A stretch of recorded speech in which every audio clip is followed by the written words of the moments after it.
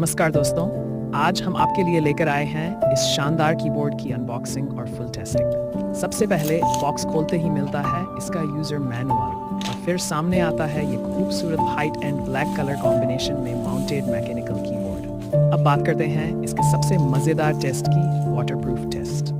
पानी डालने से पहले हमने इस कीबोर्ड को ऑन करके अच्छे से चेक किया। सब कुछ परफेक्ट वर्क कर रहा था।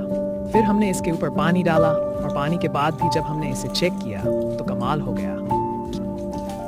कीबोर्ड पूरी तरह से सही काम कर रहा है, न कोई लेटेंसी न कोई बटन फेल, एकदम फुल पावर में। अब बारी है मजबूती के टेस्ट की। हमने किया इसका 1 2 3 ड्रॉप टेस्ट और फिर से चेक किया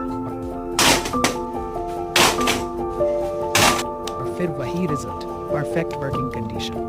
मतलब चाहे पानी हो या प्रेशर, ये कीबोर्ड किसी भी सिचुएशन